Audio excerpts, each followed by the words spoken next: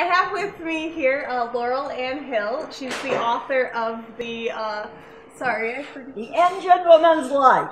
Thank you. This is the first time Laurel has been to the club, and I really appreciate you coming out. So, yeah, I was wondering if you would just tell us a little bit about yourself, do kind of an introduction, so we can get to know you. Well, I bill myself as author and former underground storage tank operator.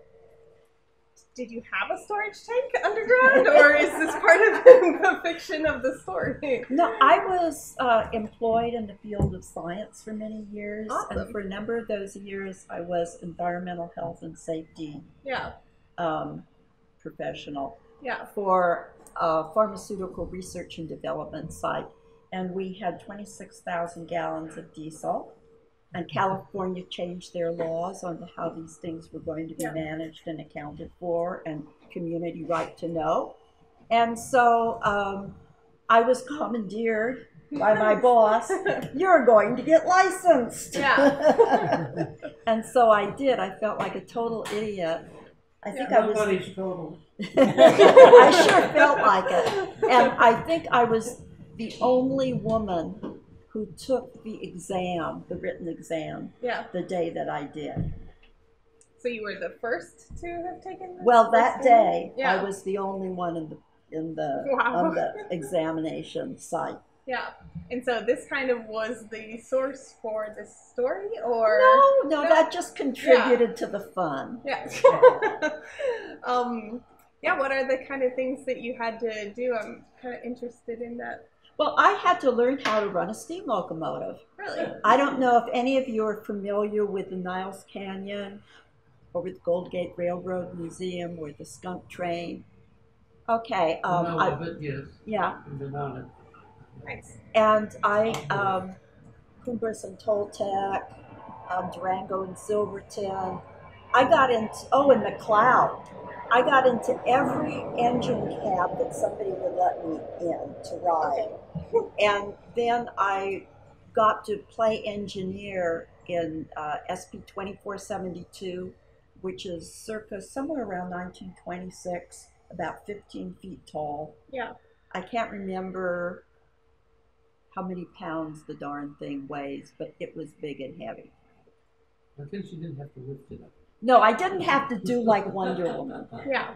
Although I felt and like... So you were working in steam engines on these trains? Yeah, I was running or learning how to run them, and when they were under repair, I had to go and check out how they were put together because I have a character who actually gets into a cold firebox on her back and looks up and looks at the stables.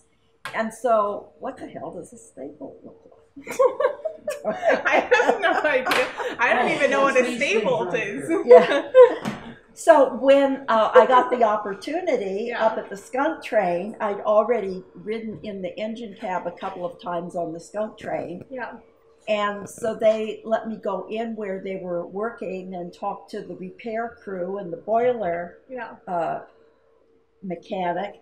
And so I got to climb in on my back in a cold firebox, and those are the stables. Now I know what to say. How did you even know what a stable was? Was this part of the research for the test that you took? So that all came later. Okay. That all came later. Okay, fair. I got a hold of everything I could. I went to railroad museums. I went to especially the one in Sacramento. Yeah. And they had this huge bookstore. Nice. And of course you couldn't get stuff on Google then because Google didn't really exist. This mother took me, excuse the English, this mother took me 20 years to write. Oh, wow. So why? Why did it take 20 years to write? Because you were being very accurate about the... Because I didn't know how to write. And I didn't know how to write a novel, you know? It's a point of view, I don't know how to write a novel. Please, if you have figured it out, tell us how, because that is a long journey. Well, you start at the beginning, and then you write until you get to the end, and then you do that repeat about 100 times. You know, I've heard that the beginning is not always the place start? Like, everyone starts in random places, but... Oh, yeah, you could do that, because it's all going to get switched around by your editor anyway. Nice. Was your book switched around in the process? Yes. I had the chapter 1 somewhere as backstory done as a vision. Yeah. In, toward the first third of the book. Yeah.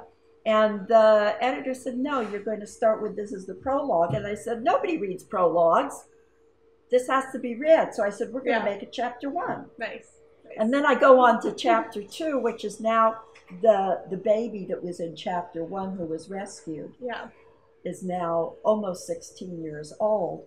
And so people say, why did you do that? And I said, because the editor said so.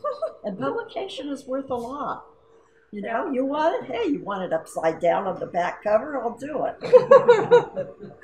So tell us a little bit. Well. Yeah, you have a female character. Is the yeah, she's the hero. Yeah, tell us a little bit about her. What is her journey or story in this?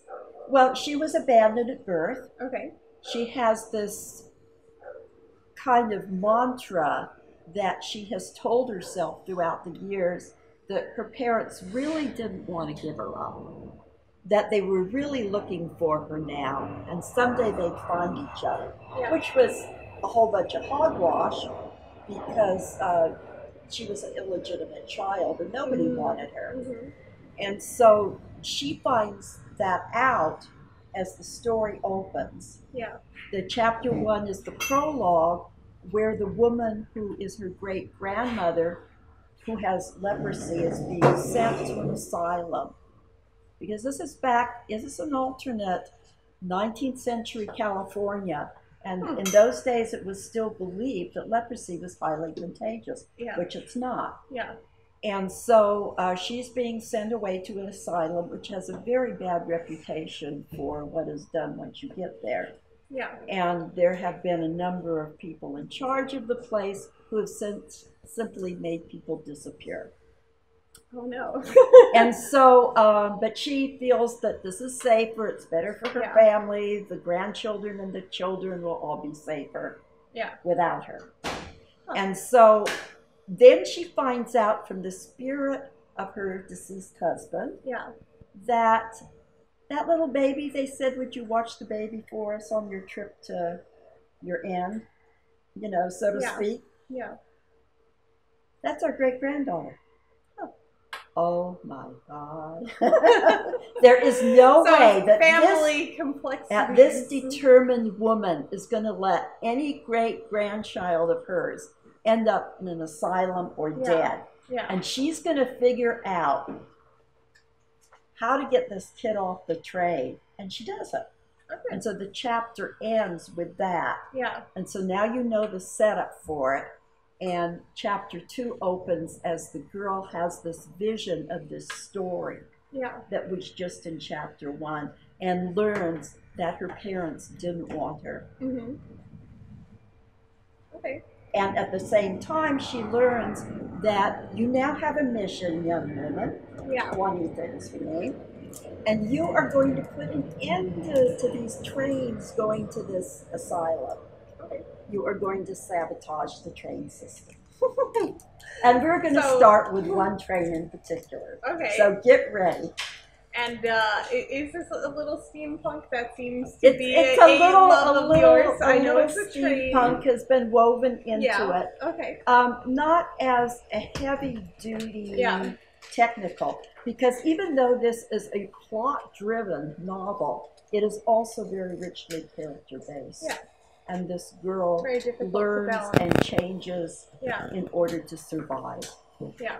And as she goes through life, she starts learning secrets the dead really never told her. And one by one, she learns the truth about the whole circumstance and who she really is. So she's kind of dealing with spirits as well, learning through them. Are they learning? Are they? A lot of them, mostly related, but not always. So what is your kind of view there? Is this taken from something personal in your life, or more of a device to be a metaphor for family relationships, that kind of thing? The chapter 1, which is the prologue, Yeah. started as a dream. Okay. And in that dream, there was an old woman on a train going to her death. Yeah. And there was a baby she learned was a relative. Yeah. And she escapes the train and starts walking through the desert to try and, you know. Was that the origin of the story? That was the origin of it. Okay. And I started out trying to do a short story. Yeah. But short stories don't have 20 subplots, you know, or they shouldn't. So you came and you understood that these characters had more and more depth than you needed to. Yes, yes. And if I didn't understand, an editor told me. Oh, that's funny. Is this your only book, or have you, because I know you've won an award for this book. I've won 10 awards. Wow, that's amazing. Congratulations. Yeah, tell us a little bit about that award process. Has that helped with publicity? Is it... No? But that's all right, because I feel better about myself. Okay, good. You should feel great about yourself for winning 10 awards. You have to understand, I was poor when I grew up. Yeah. I didn't know how I was going to go to college. My father was an alcoholic and abusive, and I knew that I probably wasn't going to get any help from home. Yeah. Mentors I had through my high school. I did not go to a college prep high school. Yeah. I went to a high school for people going to learn how to do technical things. Yeah. So, but they had little college prep courses, which were the equivalent of courses at a college prep school. But I had some very kind instructors who got me into entering essay contests that were handled through the school. Yeah. And I kept winning. Yeah, that's fantastic. And I won enough money to pay for 4 years of college education and my books. That's impressive. So, and that was back when it didn't cost so much, but living didn't cost so much. Yeah. So that's where I got started, and I figured, wow, this was the key for me to become a scientist or doing work in the scientific field. Yeah. Anything I do after that in the way of writing is just icing on the cake. I've made my money. Well, working in science, did you have any difficulties as a woman in science? Were you treated differently? Were you... I'm just curious, you know, like this is older. Starting out about 1981, when I went, as a medical technologist and nuclear medicine technologist, there was no problem because the women went into that field who could not get into medical school because they only accepted a few women to medical school in those days every year. There was just a couple of percent accepted by the medical schools. So they became medical technologists, and they were really quite knowledgeable people. Yeah. So that was, nice. You know, that was a good group of people. So then I went to work for a pharmaceutical company who made radioactive pharmaceuticals. Okay. A rad kind of establishment. Totally rad, man. Wow. And so, what were the radioactive pharmaceuticals for? What is this? For people, if you had mostly imaging, but there was also I-131 for thyroid cancer. Okay. Which is the treatment for certain types of thyroid cancer. Technetium's kind of the biggie. Yeah, is it still big? Yeah, technetium. Technetium wasn't as well developed for some of the procedures back then, although it's a lot more. So we were using I-123. I think they still do thalliums.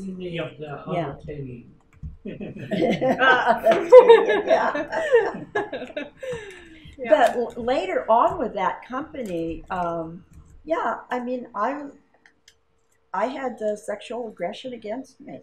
Really? You know, not in a physical form necessarily, but certainly in verbal spoken. Yeah. And my attitude was, he's going to do that. I wish she hadn't. Good. I'm glad you handled it well.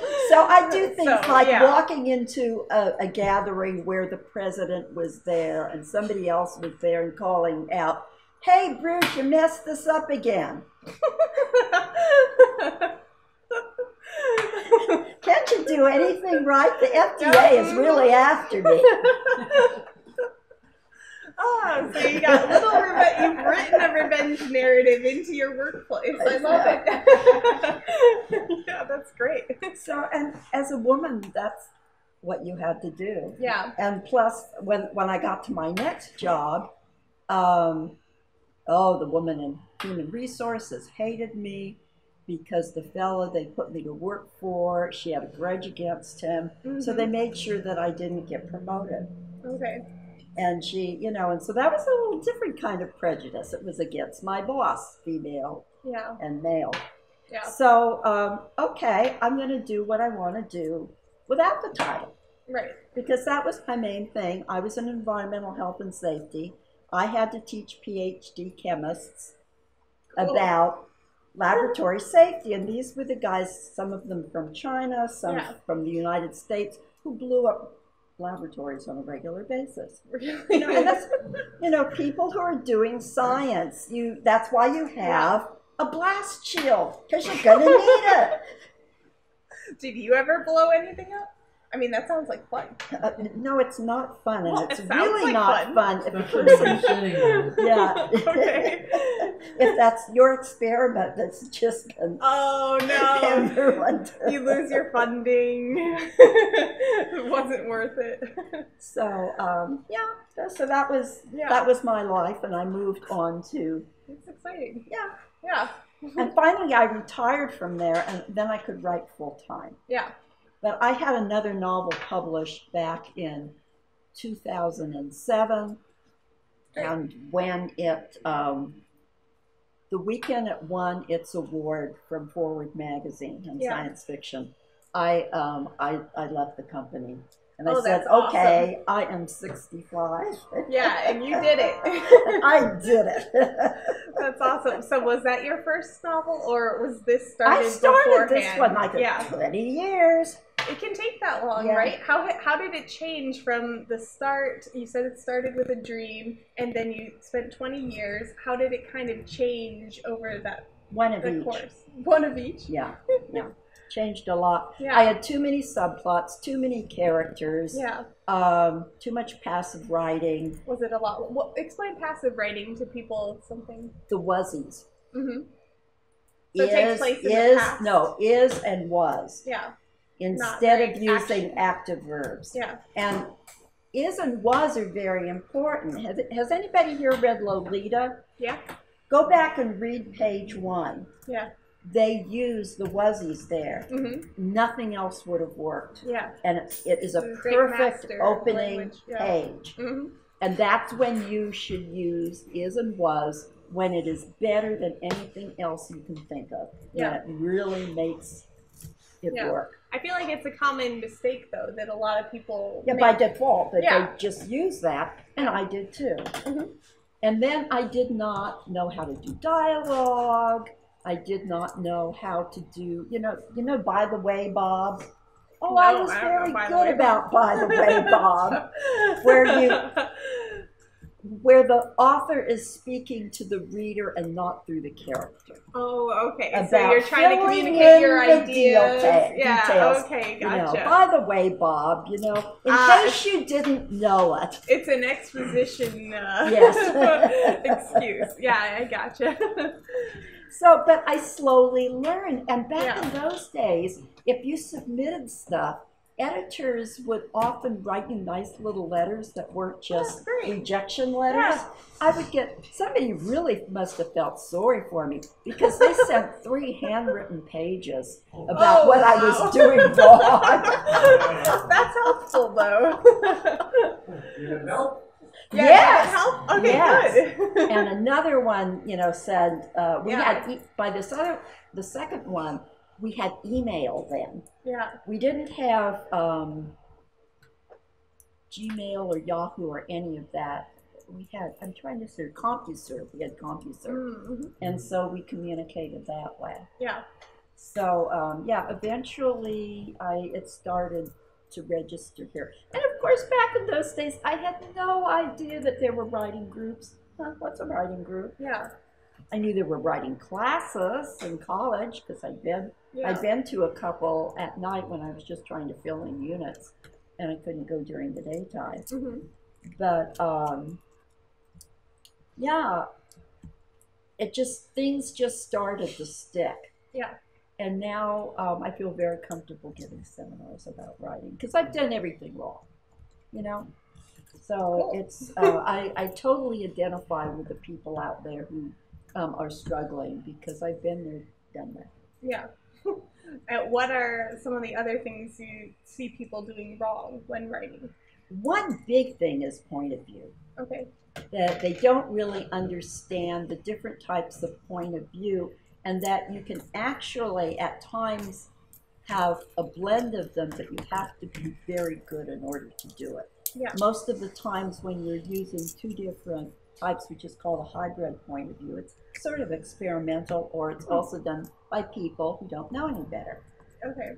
And it shows through when you don't know because it doesn't work. It just doesn't feel like it's working. And that was the last resort about 4 years ago. I said, I've got to change point of view. I have to do a hybrid point of view.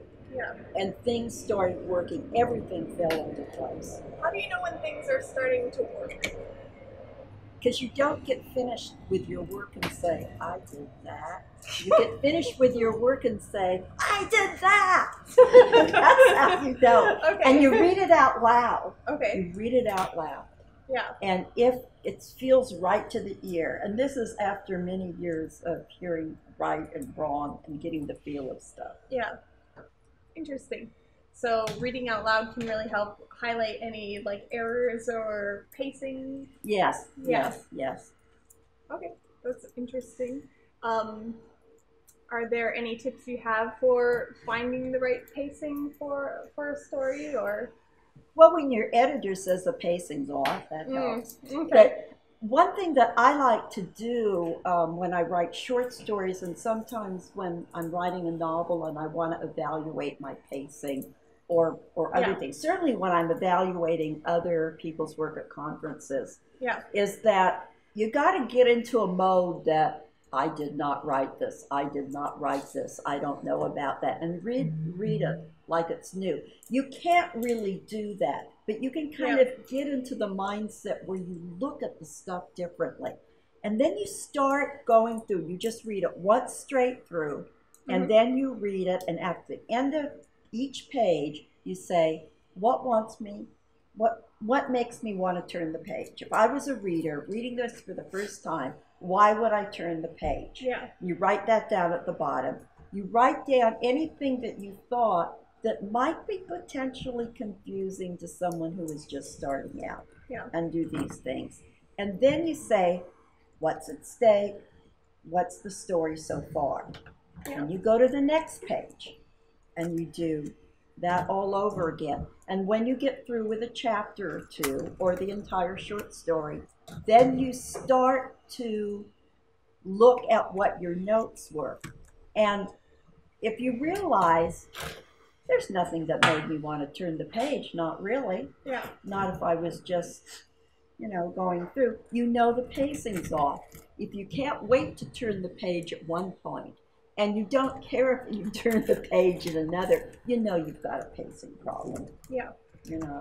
That makes sense. Yeah, that's very helpful. I was just thinking, I appreciate that you told us that it took you 20 years to do this, because a lot of people think that they can just pick up a pen and write a book and it'll be, a few weeks and then they have a book and they can be published and that kind of thing. But the time commitment is something that you're really involved with a single story. Do you kind of develop a relationship with this story that's kind of independent? I mean, you have to kind of love it to spend so much time of your life to delve into these specific things. So yeah, my husband and I actually worked on this together. He'd go places with me. He learned how to run the train together. That's awesome. We did visits to many places in California where I was going to have scenes.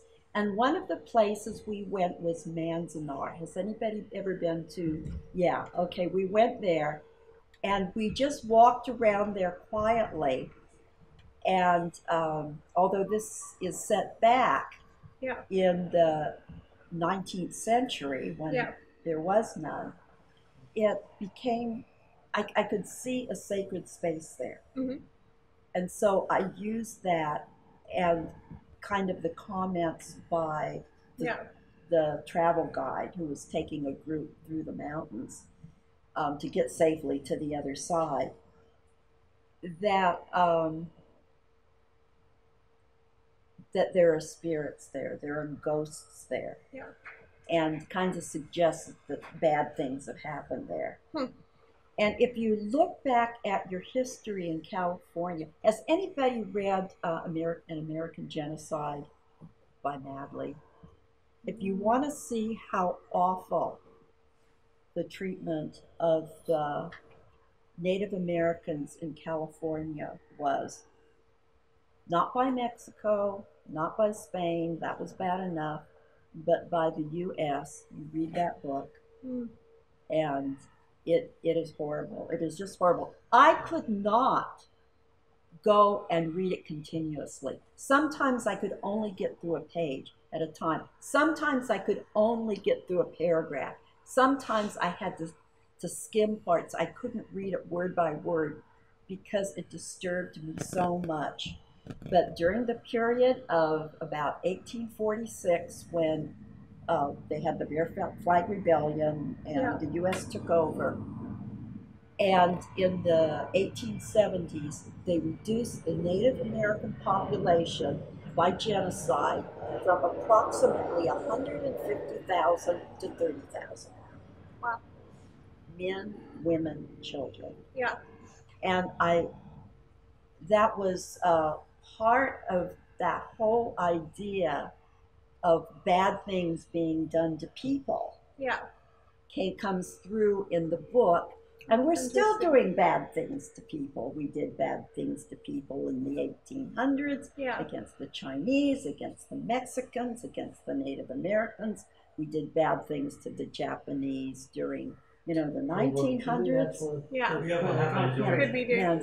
But do you think that's just part of human nature, or that's part of humans in groups, humans in power, or power? Too much power. I mean, just gives you the opportunity for abuse. Mm-hmm. But if you have, and it's interesting because if you have a mixed population, I think you could probably still find the other. Yeah. Yeah. That's just unfortunately the way it goes. Okay. Well, I appreciate you. It seems that you've done a lot of research in California, specifically traveling to places, and you have a very grounded view of history, and I assume that is incorporated into your book here.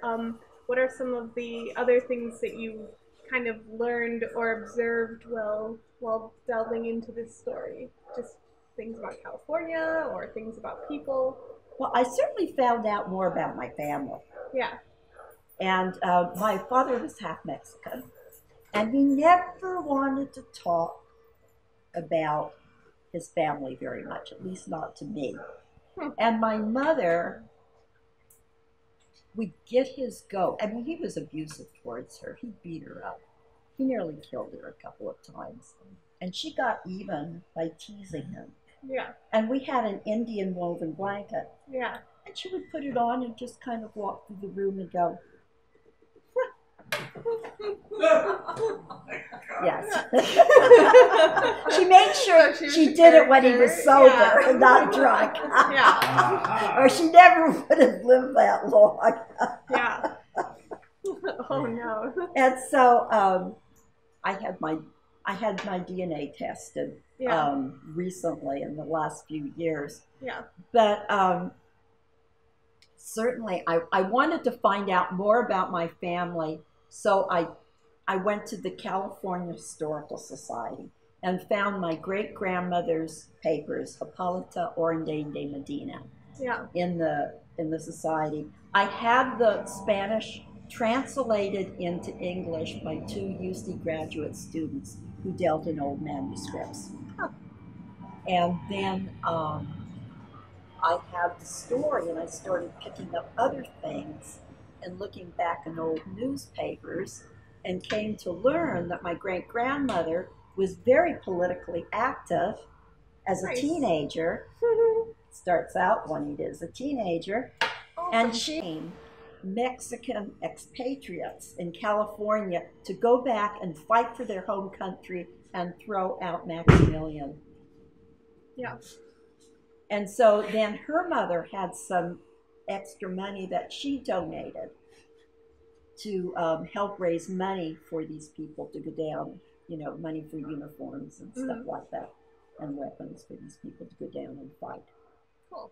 So, and then, bless his heart, my great-grandfather on my father's side almost started another war between Mexico and the United States single-handedly. Wow, that's impressive. Which went to the president, it was brought to the attention of the president of the United States, and there were troops massed around the border, and it was all great-grandpa who had someone who was well-known in Texas thrown into a Mexican jail when he went down into Mexico because he'd slandered him. Wow. And so, you have a don't very slander colorful me. So I was inspired by this kind of thing. You can be active. You can, of course, a lot of dark things happen into this story, because woven in to all of it is the Mendoza family. And I apologize to any Mendozas, because I've made this guy a really nasty critic. Yeah. And so they are in charge of the trains. Yeah. They are in charge of a lot of double dealing and bad things that happen. Yeah. And basically run the territory between the south end of North California and the north end of South California. And again, I have the current government in California is not the first one to think of dividing the state. Yeah.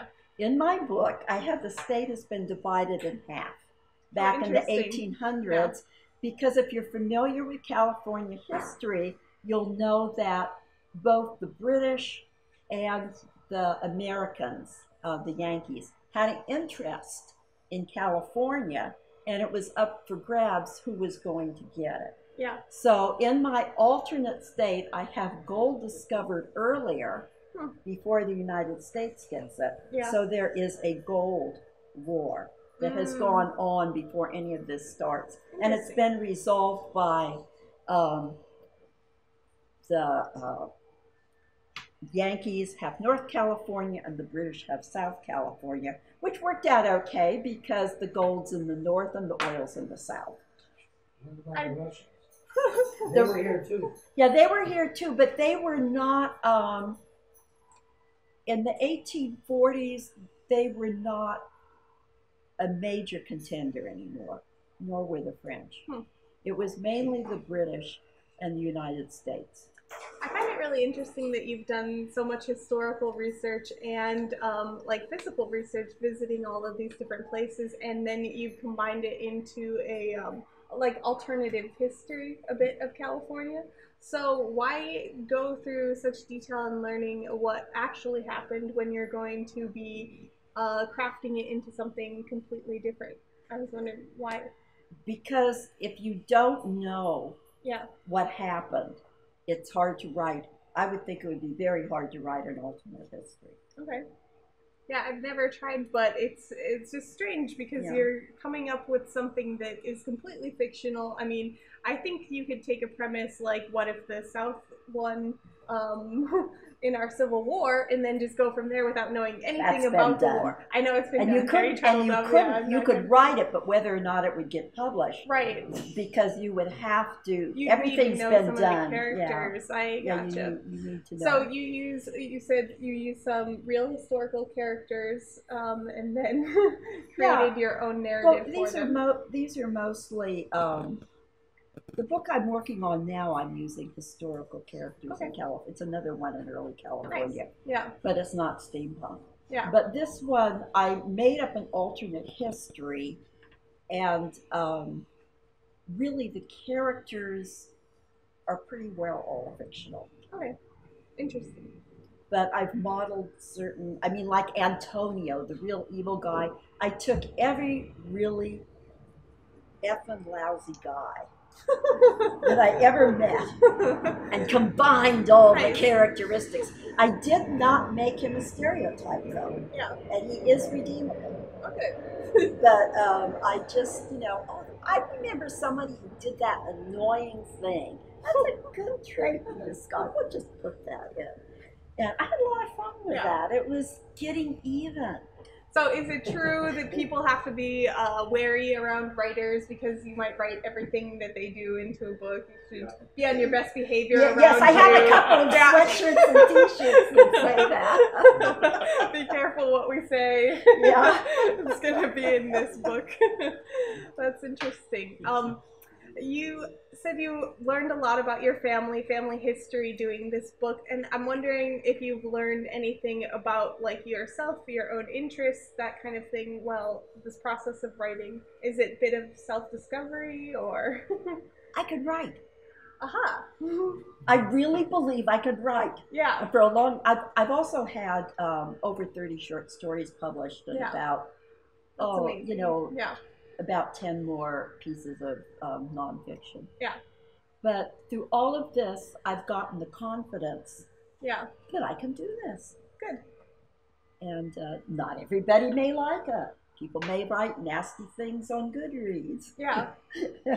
Is it important to have that confidence? Or I feel like some writers glamorize like the anxiety of writing and the feeling like you're terrible and going through the binge drinking and then writing something fantastic. But what's the real process like? Well, up until the time that my husband was severely ill and passed away last year, I would write pretty much every day. Okay. It may just be a short time, and I may just sit there for 8 hours. Yeah.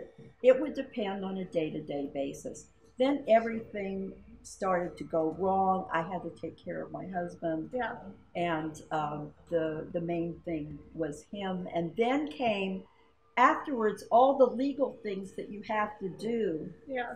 That you may be glad that you're alive, but when you see all of it, you wish you were dead too.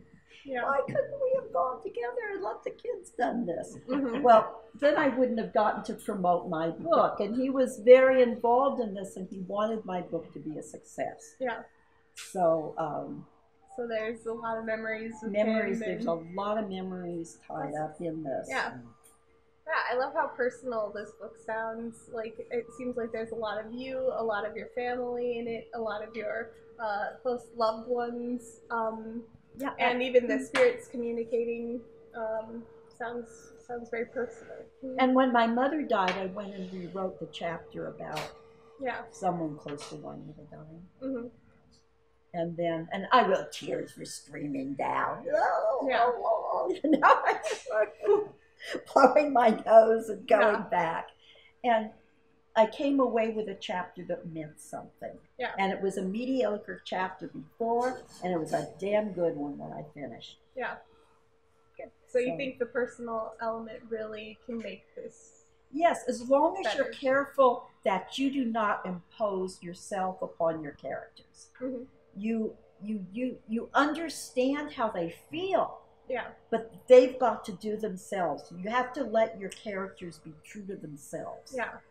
What are some things that your character's done that were maybe surprising to you? Like, whoa, I didn't know they were going to go this way, or does that not happen? Yeah, it does happen. And when I started out with this, I don't think I had my main character being as assertive as she was, because she's starting out um, in being a spiritualist and being a mystic traveler and going to the shadow world of the dead to communicate with them.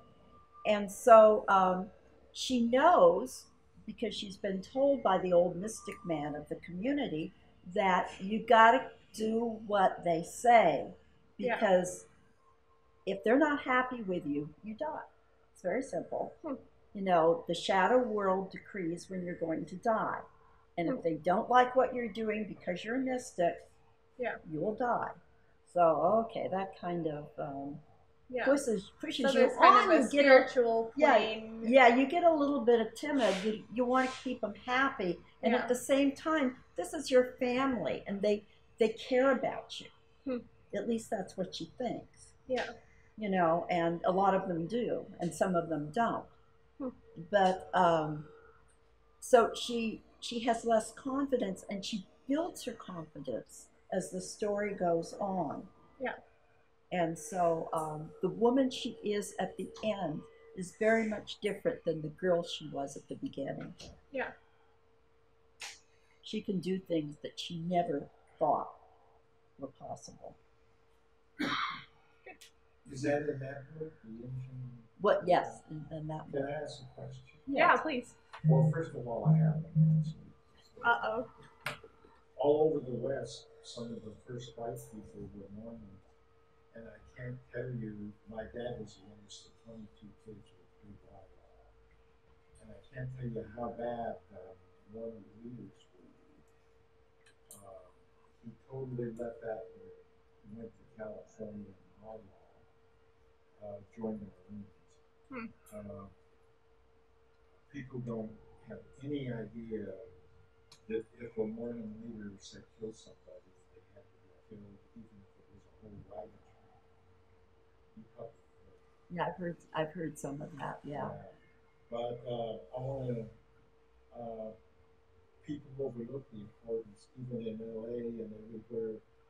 There's a bas-relief, I think, up on Brandon Temple of the Mormon Battalion.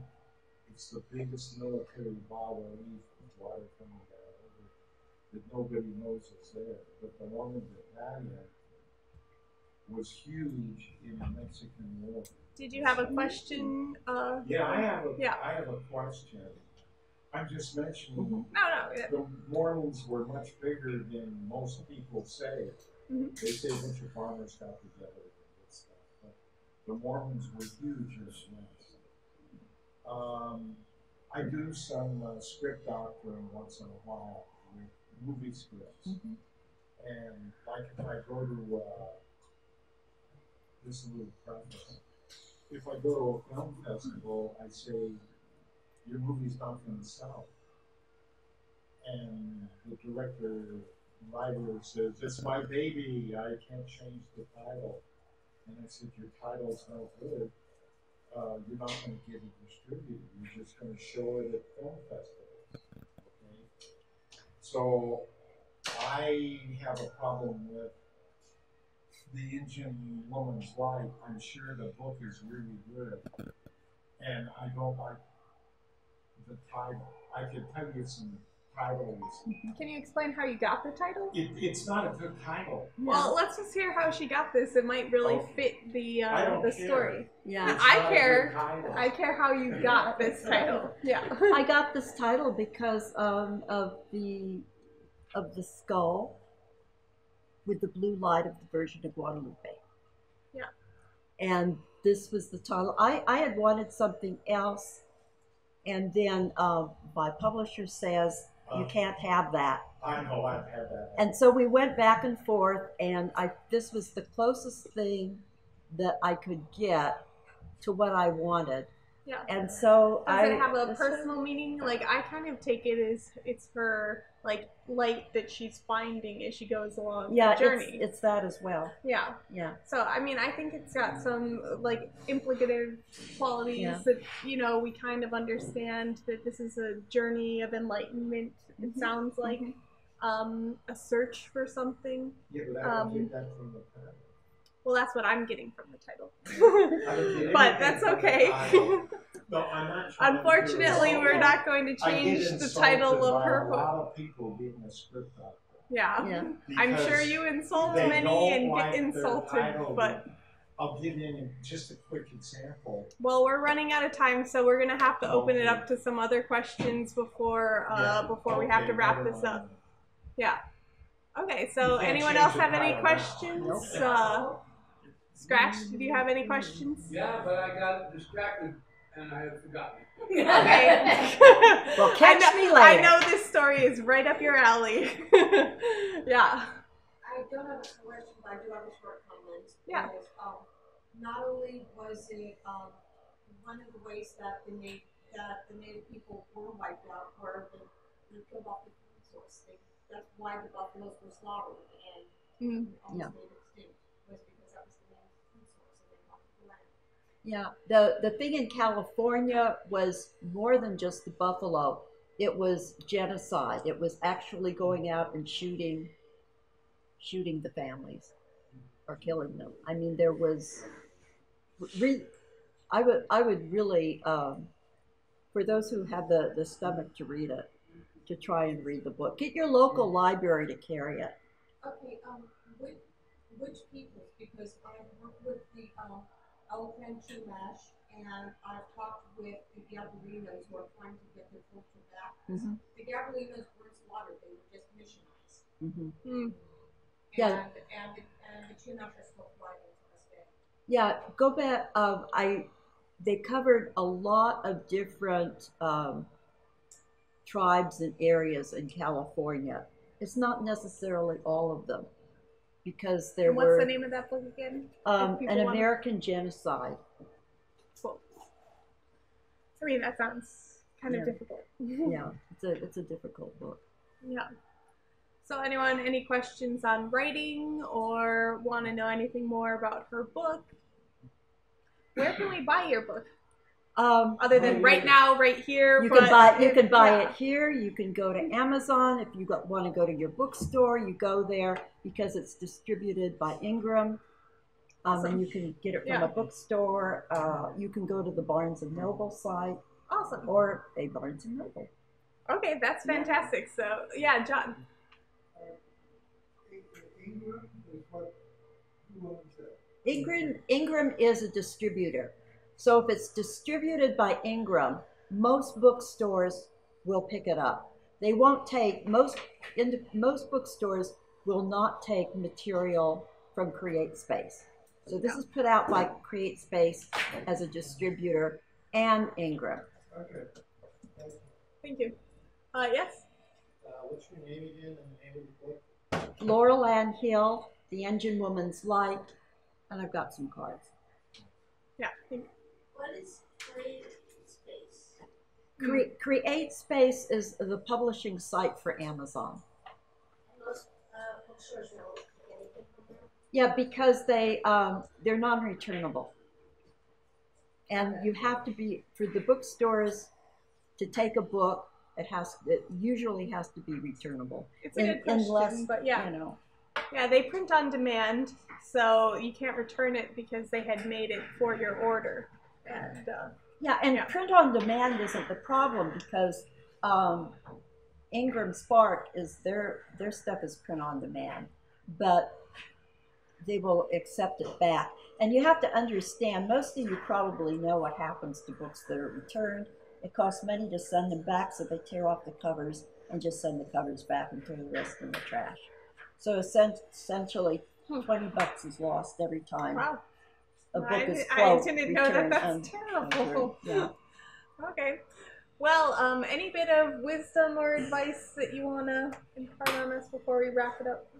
Never, if you're a writer, never, ever, ever, ever throw away a manuscript that's not working.